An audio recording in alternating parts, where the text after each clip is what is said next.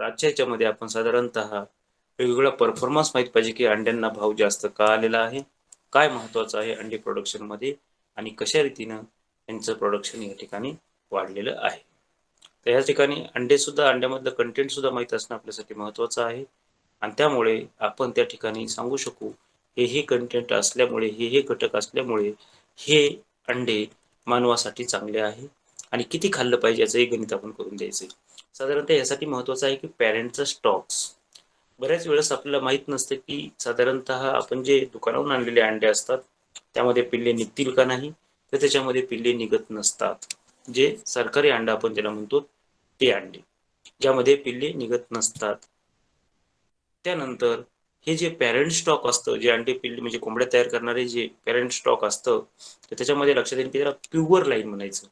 Pure line जे की genetically A B असे कोडवर ठेवलेले असतात आणि त्यानंतर ग्रँड पॅरेंट्स आणि पॅरेंट्स महत्त्वाचे असतात, त्याप्रमाणे विभागणी केलेली असते, रेकॉर्डिंग मेंटेन केलं असतं आणि त्यानंतर मग कमर्शियलसाठी वेगवेगळे ब्रीड काढले जातात ते की लेअरसाठी उपयोगाला येतील किंवा ब्रॉयलर म्हणूनही येतील.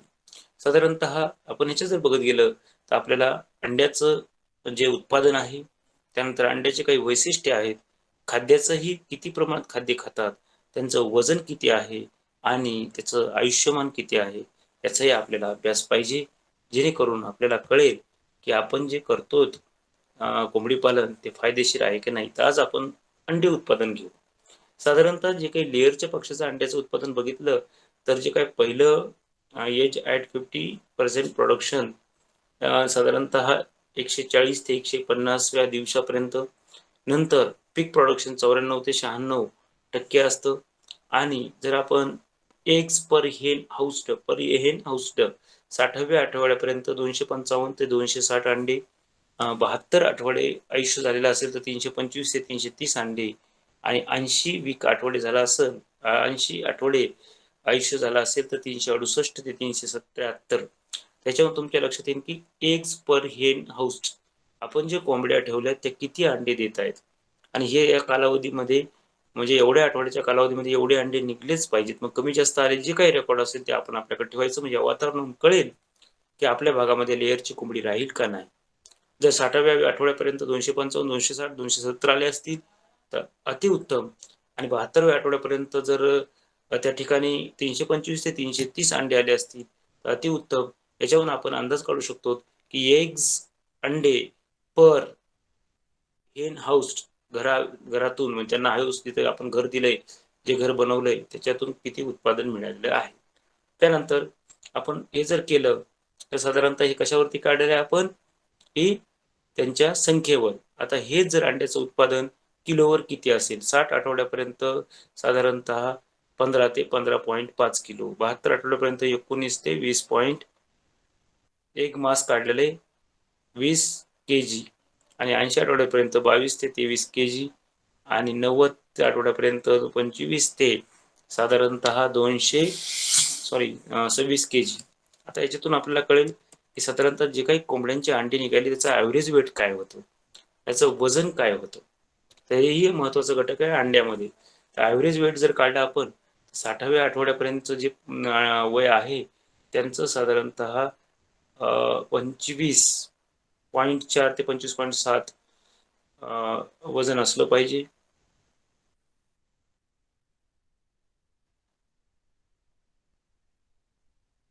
हां, 60 आठवड्यापर्यंत 15 ते 15.5 केजी. त्यानंतर 72 आठवड्यापर्यंत 19.5 ते 20 केजी 0 केजी. 80 आठवड्यापर्यंत 22.5 ते 23.0 केजी आणि 90 आठवड्यापर्यंत 25 ते 26.0 केजी इतकं साधारणतः त्याचं एक मास इंडेक्स असतो, तो इथे काढलेला आहे. त्यानंतर साधारणतः बघितलं तर ॲव्हरेज एग वेट वजन किती आहे त्या अंड्याचं. आपण म्हणतो ना वजनावर. तर ह्यासाठी आपण कधी केलं नाही, पण आपल्याला इथे करायचंय. तर ज्यांच्याकडे पक्षी आहेत, कोंबड्या आहेत, तर बोडकेसरकडे कोंबड्या आहेत किंवा अजून दोघा-तिघाकडे आहेत, तर त्यांनी आपल्या निघणाऱ्या जे काही कोंबड्याने अंडे दिले त्यांचं वजन करायचंय. सावकाश घ्यायचं, व्यवस्थित घ्यायचं. वजनाचे नाजूक काटे पण आहेत. तसे काटे आपल्याकडे अति छान आहे. नसतील तर आपण कशावरही घ्या, पण सावकाश घ्या. तर साधारणतः ॲव्हरेज एग वेट 60व्या आठवड्यातले जे काही पक्षी आहेत आणि ते अंडे देत असतील, तर त्या पिल्ल्याचं आपलं त्या अंड्याचं वजन 59.7 ते 60.7 ग्रॅम असलं पाहिजे. 72 आठवड्याचे जर असतील निघलेले अंडे, तर त्याचं 60.5 ते 61.5 ग्रॅम असलं पाहिजे. आणि 80व्या आठवड्यातले असतील, तर त्यांचं वजन साधारणतः 61.0 ते 62.0 केजी असलं पाहिजे. आणि 90व्या आठवड्यापर्यंत असतील, तर साधारणतः 61.5 ते 62.5 ग्रॅम इतकं वजन अंड्याचं आलं पाहिजे. आता हे जर गोष्टी झाल्या महत्त्वाच्या, की त्याच्या वजनाच्या म्हणजे व्यावसायिक दृष्टीनं, व्यापारी दृष्टीने ह्या गोष्टी झाल्या. कशाच्या? अंड्याच्या. की आपल्याला विक्री कशी करता येईल, त्याला कोणचे कॅरेक्टर सांगायचे हे महत्त्वाचं. आता दुसरं महत्त्वाचं आहे, जे अंडे आहेत, त्याचे काही कॅरेक्टर आहेत का स्वतःचे, जेव्हा आपल्याला नजरेवरून कळते. तर सगळ्यात महत्त्वाचं आहे त्या अंड्याचा रंग. रंग कसा आहे हे महत्त्वाचं. त्यानंतर वजन फॅक्टर, पण त्यासोबत ते काही जे शेल कलर म्हणू किंवा आपण शेल स्ट्रेंथ म्हणू, तर आपल्याला त्या अंड्याचा कलर कशाहून, बघा तुम्ही गावरान अंड म्हणतात तर कशाहून म्हणतात? त्या कलरहून म्हणतात. त्यानंतर बारीक असतं. तसंच याच्यामध्ये सुद्धा ते अंड म्हणजे शेल कलर खूप महत्त्वाचा आहे, जे की सरकारी अंड्यामध्ये आपण व्हाईट कलर म्हणतो आणि देशी अंड्यामध्ये मात्र तो ब्लॅकिश कलर असतो. ब्लॅकिश ब्राऊन, सॉरी, कडकनाथमध्ये आपले हे थोडा ब्राऊन कलरचा असतो, डार्क ब्राऊन. तर हे महत्वाचं आहे की कव्हर म्हणजे शेल कलर हे कसं आहे, अंड्याचं कव्हर कसं आहे, याच्यावर त्याची आपण ओळखणी करू शकतो की ते सरकारी आहे की देशी आहे. आता खाद्य, जे आपण कालचं रिव्हिजन घेतलेलं आहे, त्याच्यावर आपण कालचं सगळं लेयरचं घेतलं, त्याच्यावर आधारित आजचं उत्पादनावर आहे. तर खाद्यामध्ये जर बघितलं, तर साधारणतः फीड कन्झम्पशन रेशो, तर खाद्याचा रेशो घेतला तर 1 ते 20व्या आठवड्यापर्यंत 6.8 ते 7.3 किलो इतकं खाद्य पर पक्षाला लागलेलं आहे. एका पक्षाचं चाललंय की साधारणतः 7 किलो खाद्य एका पक्षाला लागतं. प्रोडक्शन बघितलं तर 95 ते 105 ग्रॅम पर डे हे त्यांचं प्रोडक्शन असतं. आणि फीड कन्झर्वेशन रेशो बघितला तर 2.4 केजी पर केजी एक मास इंडेक्सवर केलेलं असतं. हे साधारणतः फीडचं वैशिष्ट्य आहेत. आणि त्यानंतर आपण त्यांचं वजन जर बघितलं तर 20व्या आठवड्याला 1.3 ते 1.4 केजी. आणि पूर्णपणे अंडे देऊन थकलाय, अंडे देणं बंद केलं, त्यानंतर 1.6 ते 1.7 केजी इतका या पक्षाचं बॉडी वेट आहे. त्यानंतर लायबिलिटी बघितली तर किती दिवस राहतो, तर 97 ते 98% साधारणतः तो जिवंत आणि लेईंग पिरियड आहे ते 91 ते 93%. तर ह्या महत्वाच्या गोष्टी आहेत. आता आपण त्याच्यामध्ये पुढे जात आहोत. आता आपण चिक्सचं अंड्याचं बघितलं. मग त्या ठिकाणी हाऊसिंग सिस्टीम जर बघितली, घराची व्यवस्था बघितली, तर घराची व्यवस्था साधारणतः दोन आहेत. एक आहे केज सिस्टीम आणि दुसरी आहे फ्लोअर सिस्टीम. केज सिस्टीमचं आपण बघू आणि फ्लोअर सिस्टीमचं बघू. केज सिस्टीम मध्ये जर बघितलं, जे पक्षी आलेला आहे, जे आणले आहेत, ते चांगल्या कंडिशन मधले पाहिजेत. त्यानंतर त्यांना 35 ते 36 डिग्री टेम्परेचर मध्ये आपण गादी घरात ठेवायचंय आणि त्यानुसार त्यांना वेगळ्या वेगळ्या प्रकारचे औषधं द्यायचे आहेत, जे की आपण त्याला मल्टीव्हिटॅमिन म्हणू, जे आपण प्रोटॉन सुद्धा आपण कोंबड्यामध्ये देत असतो. नंबर 1 ला आहे, चांगला रिझल्ट आहे. त्यामुळे कोंबड्यामध्ये कधीही प्रोटॉनचा वापर केला जातोय. व्हेंट्रीफ्लेक्स जे की जीवनसत्व आणि व्हिटॅमिनसाठी केला जातो. आणि डिवर्मरसाठी वेगवेगळ्या प्रकारच्या याच्यामध्ये अल्बोमार इथे सुद्धा नंबर 1 लाच आहे. त्यानंतर टेम्परेचर किती पाहिजे, पहिले 48 ते 72 तासामध्ये ब्रुडिंगचं केस सिस्टीमचं तर साधारणतः टेम्परेचर पाहिजे 35 ते 36 डिग्री सेल्सिअस. आणि फॅरनहाईटमध्ये जर बघितलं तर 95 ते 97 डिग्री फॅरनहाईट हे पहिल्या 48 ते 72 तासामध्ये तिथले तापमान हवं आहे, तेवढंच मेंटेन करायचं. दुसरं म्हणजे अजून काय मेंटेन करायचं, तर तिथं टेम्परेचर किती आहे. टेम्परेचर जर बघितलं तर आपल्याला 35 ते 36 डिग्री सेल्सिअस हे टेम्परेचर आवश्यक आहे पहिले 48 ते 72 तासामध्ये. त्यानंतर जी ह्युमिडिटी असते ती 60% कमी असावी. ह्युमिडिटी 60% कमी असावी. दुसरं म्हणजे साधारणतः जो काही जमिनीचा फ्लोअर आहे, तर तो फ्लोअर म्हणजे जर आपण फरशी म्हणू, त्याची क्लिनिंग महत्त्वाची आहे. कोपऱ्या-कोपऱ्यामध्ये जाळे जळमाटे नसावे. त्यानंतर कसल्याही प्रकारचे जे स्पायडर असतात त्याचीही जाळे नसावे याची काळजी आपण घेतली पाहिजे. साधारणतः अजून केजेस फ्लोअर मध्ये बघितलं तर एक आहे की त्या ठिकाणी केजेस फ्लोअर अँड फीडिंग ग्रिड्स जे आपल्याला जसं पाहिजे आहे त्यानुसार त्याची रचना करायची आहे की कुठे खाद्याचं भांडं पाहिजे, कुठं पाण्याचं भांडं पाहिजे. या दोन्ही तिन्ही गोष्टी महत्वाच्या आहेत जे की कोंबडी पालनामध्ये, लेअर कोंबडी पालनामध्ये. मग त्यानंतर साधारणतः एकदा पिंजरे फिक्स केले एका जागेवर की ते तिथंच राहतात, तिकडून उचलायचे किंवा हलवायचे नसतात. का तर त्या ठिकाणी पुन्हा कॉन्टेजियस होऊ शकतं, म्हणून फिक्स जागा असावी पिंजऱ्यासाठी. त्यामुळे तुम्हाला खाद्याचं नियोजन आणि संख्या सुद्धा आपल्याकडे मेंटेन राहील. कारण जस्ट आपण एका शेडमधून दुसऱ्या शेडमध्ये जर नेलं तर तिथे ठिकाणी वातावरण बदलत असतं. ह्याच्यामध्ये मात्र सगळ्यात महत्त्वाचं आहे जे काही कोंबडी पालन आहेत आणि त्यामध्ये आपण एका शेडमधून दुसऱ्या शेडमध्ये किंवा पक्षी हलवायचा नाहीये, ही महत्त्वाची काळजी आहे. साधारणतः दुसरं काय आहे, जे काही त्यांना पाणी पिण्यासाठी आपण जे निपल्स बसवलेले आहेत त्याला आपण अधूनमधून चेक केलं पाहिजे. कारण का कधी कधी काय होतं त्यातून पाणी म्हणजे ब्लॉक होतं, पाणीच येत नाही आणि काही वेळेस वरती अडकून बसून पाण्याची धार लागते, लिटरमध्ये पडतं आणि त्यामध्ये आळ्या पडण्याची भीती असते. कधी कधी आपल्या लक्षात पण येत नाही की तिथं आळ्या पडल्यात म्हणून.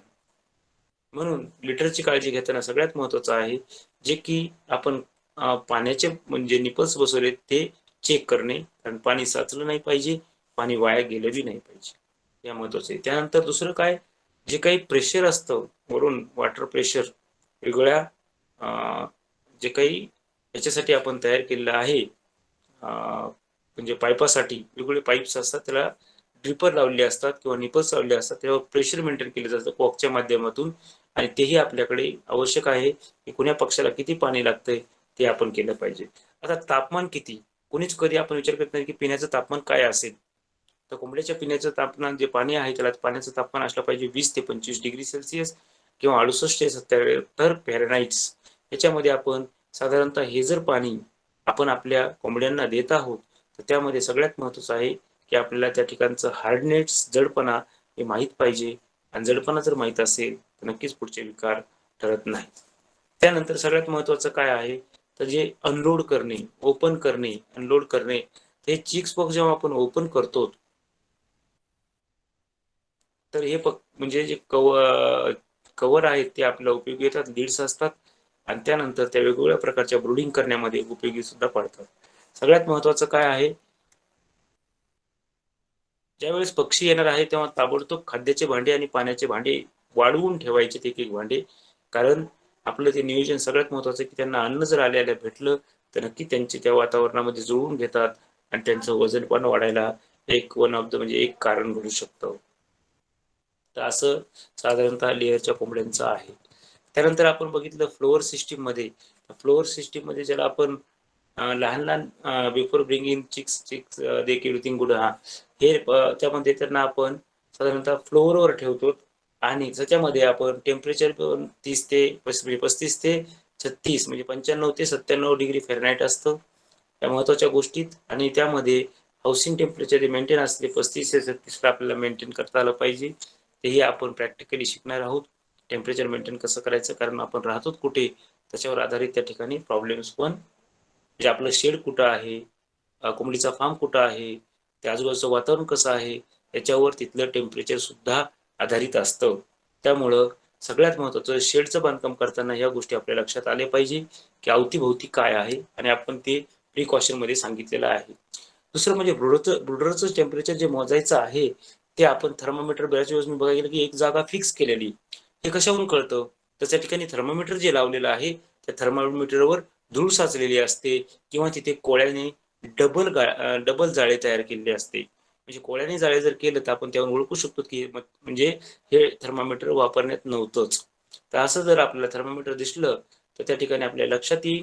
मग हे असं थर्मामीटर ब्रुडिंगचं टेम्परेचर मोजण्यासाठी एक तर त्या कप्प्यामध्ये म्हणजे जे काही ब्रुडिंगचा कप्पा केलेला आहे त्या कप्प्यामध्ये ठेवायचंय आणि तिथं 3 मिनिट ठेवल्यानंतर बाहेर 3 मिनिट ठेवायचंय.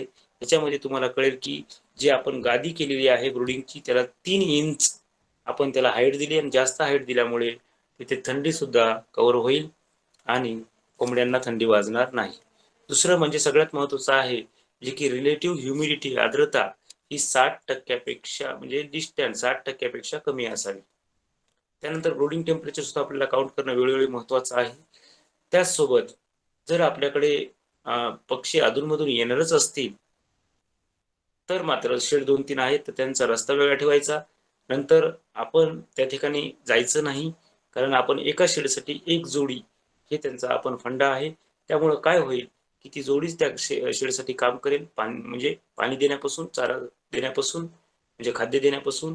तर ह्या महत्त्वाच्या गोष्टी आहेत, की आपण ज्यामध्ये लक्षात येईल, की साधारणतः कोंबडी पालनामध्ये टेम्परेचर महत्त्वाचं आहे, त्यांचं खाद्य महत्त्वाचं आहे आणि खाद्याच्या घटकावर आधारितच शेडमधलं नियोजन आहे. ज्यावेळेस चिक्स येतील तेव्हा आपल्याकडे फिडिंगचे भांडे एक्स्ट्रा पाहिजेत आणि त्या ठिकाणी भरून ठेवायचे आहेत. जशी गरज पडेल तसे चिक्सला आपण ठेवू शकतो. दुसरं म्हणजे जे चिक्स येत असतात ते रात्रीच्या वेळेस आलेले असावे, दिवसा नाही. कारण का तर रात्रीचं म्हणजे जे काही चिक्स जगण्यासाठीचं जे वातावरण आहे ते तसं वातावरण तयार झालेलं असतं. त्या महत्त्वाच्या गोष्टी आहेत, ज्या की आपण पक्षी वाचवण्यासाठी आपल्या अवगत करत आहोत. त्यानंतर सगळ्यात महत्त्वाचं आहे की टेम्परेचर. टेम्परेचर 2 आहेत. तुम्हाला माहिती आहे की एक शेडमधलं टेम्परेचर आणि दुसरं त्या कोंबडीचं टेम्परेचर. तर कोंबडीचं टेम्परेचर साधारणतः आपण जर बघितलं तर नॉर्मल टेम्परेचर 104 असतं. 104 ते 105 टेम्परेचर असतं. याच्यापेक्षा जर जास्त टेम्परेचर जात असेल तर त्या ठिकाणी मात्र आपण तपासणी करणं आवश्यक आहे आणि टेम्परेचर जास्त गेलं तर ती कोंबडी रुंगून बसेल, डोळ्यातून पाणी येईल आणि साधारणतः करकर करकर करकर कर असा आवाज काढेल. ही आपल्याला देशी कोंबड्यामध्ये दिसेल.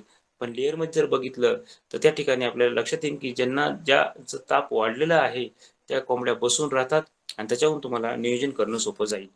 दुसरं म्हणजे साधारणतः आपण जर एक रेशो बघितला की म्हणजे ताप आणि वय जर बघितला तर दिवसाचं 1 ते 2 दिवसाचं पिल्लू बघितलं तर केस सिस्टीममध्ये त्याला 35 डिग्री सेल्सिअस त्याला तापमान हवं आहे आणि फॅरनहाईटमध्ये असेल तर 96 डिग्री फॅरनहाईट आणि फ्लोअर रिडिंग जी असेल रिअरिंग ती 36 असेल किंवा 97 असेल. तर असं डे 3-4 ला 33 आणि 91, फ्लोअरमध्ये 34 आणि 93, डे 5-7 ला 31, 88 आणि 32, 90. म्हणजे फ्लोअरमध्ये किती असायला पाहिजे टेम्परेचर त्याच्यावर आपल्याला नियोजन करण्यात येईल. साधारणतः बॉडी टेम्परेचर जे असतं ते साधारणतः 40 ते 41 डिग्री सेल्सिअस हे लिहून घ्या. 40 ते 41 डिग्री सेल्सिअस हे नॉर्मल टेम्परेचर आहे आणि फॅरनहाईटमध्ये जर बघितलं तर 104 ते 106 डिग्री फॅरनहाईट लिहून घ्या. कोंबड्याचं तापमान खूप महत्वाचं आहे की 104 ते 106 डिग्री फॅरनहाईट असतं. साधारणतः आपण जर तिथली शेडमधली हवेची क्वालिटी बघितली चिक्सच्या ब्रुडिंगच्या जे की लेअरसाठी आपल्याला तयार करायचे अंडे देणाऱ्या कोंबड्यासाठी पुढे होणार त्या तयार करायचे असतील तर आपल्या बारकाईने अभ्यास करणं गरज आहे. ब्रॉयलरमध्ये आपण एवढ्या बारकाईने अभ्यास करत नाहीत. म्हणजे शेड चांगलं ठेवतो पण लिखाण काम करत नाही का पक्षी तर 35 दिवसच राहणार असतो. पण ह्याच्यामध्ये मात्र आपल्याला बारकाईने सगळं लिखाण करायचं कारण पक्षी 88 आठवडे राहणार असतो. त्यामुळे याच्यातली हवा जी आहे ती हवा जर बघितली तर ऑक्सिजन हे 20% पर्यंत पाहिजे. CO2 हे 0.3% च्या कमीच पाहिजे. CO ज्याला कोबाल्ट म्हणतो ते 40 ppm च्या कमीच पाहिजे आणि NH3 जे अमोनिया असतो 20 ppm एवढाच असला पाहिजे आणि H2S जो असतो तो 5 ppm. हे साधारणतः हवेची क्वालिटी आणि हवेमध्ये कोणते कोणते म्हणजे जे काही गुणधर्म आढळतात ज्याच्यात की ऑक्सिजन, कार्बन डायऑक्साईड हे आपल्याला घटक सुद्धा महत्वाचे आहेत की इथली हवा स्वच्छ आहे की नाही. या गोष्टी महत्वाच्या आहेत. त्यानंतर हे सगळं करत करत आपण त्यांना जे पाणी ठेवलं ते पाण्याचे भांडे त्यानंतर स्वच्छ केलेले असावे, स्वच्छ करून भरलेले असावे. त्यानंतर खाद्याचेही भांडे स्टँड बाय भरलेले असावे जेणेकरून पेपरवरचं खाद्य संपल्यानंतर हेच चिक्स भांड्यामधलं खाद्य खायला चालू करतील. तेव्हाही आपण भांड्याच्या जागा फिक्स केल्या पाहिजेत जे करून त्यांना तिथे खाद्य खाणं जे काही चोची मारून ते सोपं जाईल. ह्या महत्वाच्या गोष्टी आहेत ज्यामध्ये आपण वेगवेगळ्या प्रकारे हवेची क्वालिटी कशी राहील याच्यावर पण अभ्यास केलेला आहे. आणि मरेक डिसीजची लस ही दिली जाते साधारणतः हॅचरी मधूनच दिली जाते. नाही दिली तर आपण नक्कीच कॅम्प ठेवू.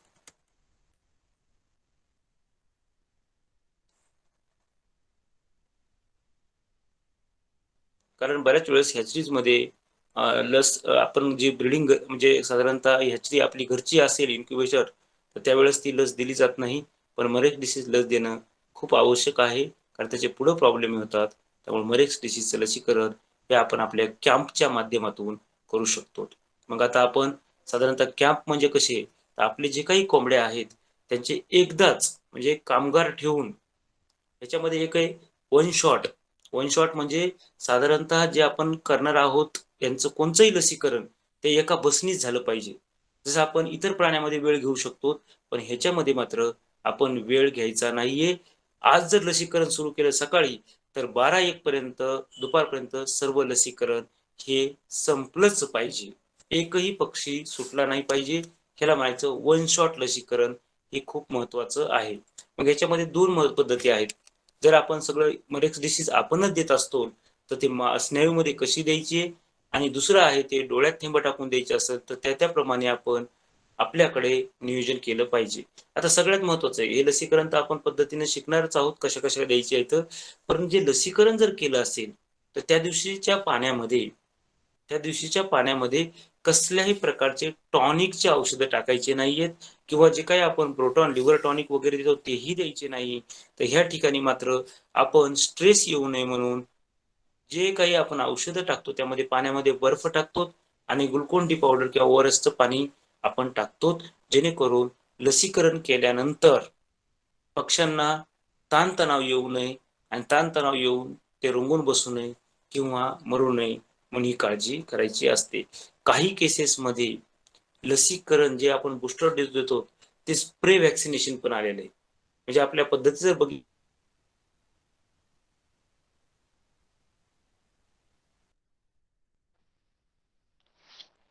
मांसपेशीत आहेच, म्हणजे ज्याला आपण टोचतो. दुसरं आहे की डोळ्यातून म्हणजे डोळ्यात थेंब टाकतो. नंतर पाण्यातूनही आपण डोस देतो आणि स्प्रे व्हॅक्सिनेशन म्हणजे साधारणतः पूर्ण शेडला फवारणी करायची.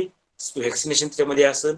ही पद्धत भविष्यात आपल्या म्हणजे भारतामध्ये जास्त प्रमाणात दिसेल, जे की आता काही इन्स्टिट्यूटलाच आहे. स्प्रे व्हॅक्सिनेशनला जास्त खर्च नाही, काही नाही. थोडक्यात काय जे काही पाण्यातून टाकलेलं द्रावण आहे ते सगळ्या कोंबड्याच्या अंगावर पडेल आणि त्यातून त्यांना ते व्हॅक्सिनेशन केलं जाईल. हे स्प्रे व्हॅक्सिनेशन म्हणतात. त्याच्यात स्पेशल जर बघितलं मरेक्सचं जे आहे, तर मरेक्सचं लसीकरण जे करायचं आहे, तर ते आतापर्यंत जर बघितलं तर खूप सक्सेस रेट चांगला आहे. बघा तुम्ही एकदा चिक्स आणल्यानंतर आपण ते मरेक्स डिसीज ज्याला एमडी डिसीज म्हणतो आपण त्याचं कुणीही लसीकरण करत नाहीये. तसंच मायकोप्लाझ्माचं सुद्धा लसीकरण आहे. ते सुद्धा आपल्याला कोंबड्यामध्ये करणं आवश्यक आहे.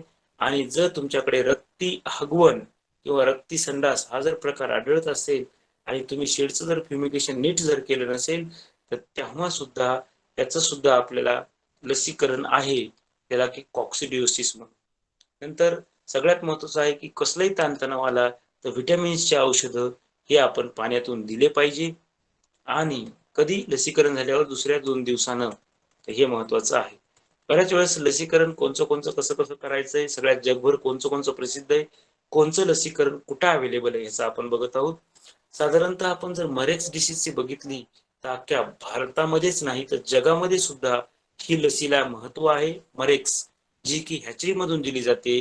कातडीखाली इंट्रामस्क्युलर दिली जाते. कुठे पण हॅचरीमध्ये. 2 नंबरची लस आहे की न्यूकॅस्टल डिसीज ही सुद्धा पूर्ण जगामध्ये प्रसिद्ध आहे. याचं सुद्धा लसीकरण योग्य पद्धतीने केलं जातं आणि गरजेनुसार आपण याला ड्रिंकिंग वॉटरमध्ये, कातडीखाली, इंट्रापेरिटोनियल किंवा स्नायूमध्ये त्याचा वापर आपण करत असतो. त्यानंतर गंभीर जो आजार आहे, गंभीर आजाराचं हे लसीकरण सुद्धा पूर्ण जगामध्ये म्हणजे शेड्यूलमध्ये आहे आणि त्यामुळं गंभीर नावाचं लसीकरण सुद्धा आपण व्यवस्थित फॉलो केलं पाहिजे. हे सुद्धा आपण डोळ्यात ड्रॉप टाकून आणि नंतरचं बूस्टरचं मात्र ड्रिंकिंग वॉटरमध्ये देतो. जेणेकरून आपल्या कोंबड्यांना कसल्याही प्रकारचा त्या ठिकाणी गंभीर नावाचा डिसीज होऊ नये. त्यानंतर आपण इन्फेक्शियस ब्रॉन्कायटिस या आजारावर आपण चर्चा केली. तर इन्फेक्शियस ब्रॉन्कायटिस म्हणजे जे काही कोरोना डिसीज होता कोंबड्यामधला, हा सुद्धा याची सुद्धा लस साधारणतः पूर्ण जागतिक लेव्हलवर आहे आणि त्यानंतर ही द्यायची कशी तर पाण्यातूनही देतात म्हणजे जे बूस्टर डोस, नंतर सबकर्टोनियल, सबकट आणि इंट्रामस्क्युलर हे वेगवेगळे प्रकार आहेत. पण आपण मात्र डोळ्यामध्येच साधारणतः याचे थेंब टाकतो. गरजेनुसार पक्षी जसा जसा मोठा होईल वेगवेगळ्या पद्धती अवलंबतो. त्यामध्ये आपण आहे पाण्यामधली जे की पिण्याच्या पाण्यामध्ये दिली जाते. नंतर एव्हियन एन्सेफलायटिस हा सुद्धा आजार आहे, त्याचं सुद्धा लसीकरण केलं जातं आणि पूर्ण जागतिक लेवलला याचं सुद्धा लसीकरण करण्यात येतं.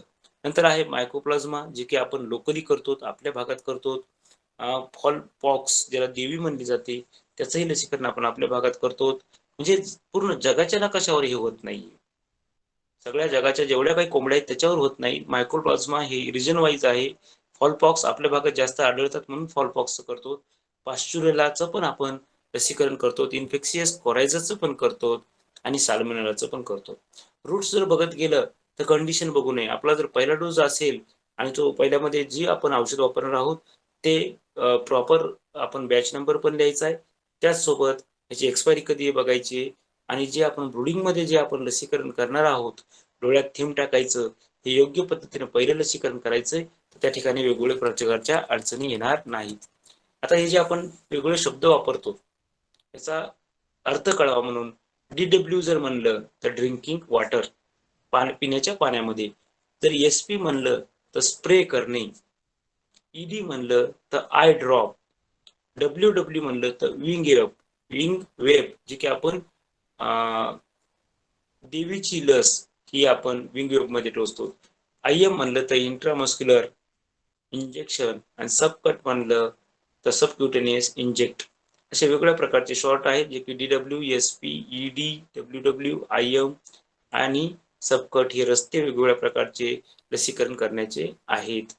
त्यामुळं साधारणतः आपण कोणत्या कोणत्या पद्धतीने लसीकरण करायला याचं लिखाण जर केलं तर त्याच्या आधारे आपल्या इम्युनिटी किती दिवसांनी डेव्हलप व्हावी हेही तुम्हाला कळेल आणि प्रतिकार क्षमता वाढणे ही काळाची गरज आहे. कारण का वेगवेगळ्या प्रकारचे लोक तिथे येऊ नये. सगळ्यात महत्वाचे आहे बिग ट्रीटमेंट. आता जी काही चोच कापणे त्याच्याकडे आपण बऱ्याच ठिकाणी आपण मी फार्मला व्हिजिट दिली तर दुर्लक्ष करतात आणि त्यामुळं तो पक्षी साधारणतः खाद्य पण वेस्ट करतो आणि इतर पक्ष्याला चोच मारण्याचं काम करतो.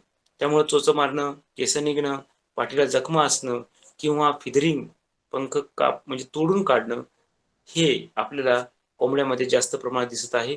आणि त्यानंतर मग इथे मात्र आपल्याला गरज आहे की त्या कोंबड्यामध्ये कोणची कमतरता आहे की त्यांनी एकमेकाचे पंख खायला चालू केलेले आहेत. त्यामुळे ते बारकाईने आपण शेडचा अभ्यास केलं तर त्याच्यामधील घटक लक्षात येतील की साधारणतः जी बिग ट्रीटमेंट मध्ये आपण शेडमध्ये गेल्या गेल्या लक्षात येईल की काय कमतरता आहे ज्यामुळे पक्षींनी एकूणमेकाच्या शेपट्या खाणं किंवा पंख खाणं किंवा पंख तोडणं चालू केलं आहे. त्यामुळे अधूनमधून शेडचं ऑब्झर्वेशन किंवा निरीक्षण आपल्याला हे केलंच पाहिजे. त्यातून आपल्याला कळून जाईल की कशा पद्धतीनं साधारणतः तेथे पक्षाचं बिहेवियरल चेंजेस आहे आणि त्याच्यावरून आपल्याला त्याची चोच कापणे ज्याला डिबिकिंग आपण म्हणू ती करणं आवश्यक आहे. दुसरं म्हणजे आपल्याला कशावरून कळेल की खाद्य चांगलं खातात का नाही, तर एक असेल की त्यांचं वजन वाढ होणे, जर ब्रॉयलर असेल तर, आणि लेअर असेल तर नंतर म्हणजे परफॉर्मन्स जो असतो अंडे देण्याचा तो वाढलेला असं पाहिजे. त्याहून तुम्हाला कळेल की साधारणतः आपण जे खाद्याचं मॅनेजमेंट केलं आहे ते खूप चांगल्या पद्धतीनं केलं आहे आणि त्यानंतर तो रिझल्ट पण लवकर कोंबड्यामध्ये दिसून येतो. त्यानंतर न्यूट्रिशनचं जर फॅक्टर बघितलं तर न्यूट्रिशनमध्ये वेगवेगळे घटक महत्त्वाचे आहेत, ज्यामध्ये क्रूड फायबर म्हणू हे आपण याच्यावर आपण निवांत उद्या चर्चा करणार आहोत. क्रूड फायबर म्हणजे काय, जे की खाद्यामध्ये किती टक्के महत्त्वाचं आहे आणि कशा पद्धतीनं मॅश जे म्हणतो आपण अंड्याच्या कोंबड्याचं तुम्हाला मॅशवर आपण काल बोललो, तर जे मॅश आहे layer mash, starter mash, grower mash आणि डेव्हलपर मॅश हे असे लेईंगच्या बर्डमध्ये 4 प्रकार पडतात. चिक स्टार्टर, चिक ग्रोअर, चिक डेव्हलपिंग, चिक आणि ज्यावेळेस अंडे द्यायला चालू व्हायले तेव्हा लेअर फीड ज्याला आपण मॅश म्हणतो, MEASH. मग ह्याची साईज किती असती, त्यानंतर काय त्याच्यात घटक असते त्याच्यावरही आपण चर्चा करणार आहोत. कारण लेअर मॅश मध्ये कोणते घटक आहेत, ते घटक वाढले तर काय होईल किंवा ते घटक कमी काय झाले तर काय होईल, याच्यावरून आपल्याला साधारणतः ही सगळी माहिती कळेल.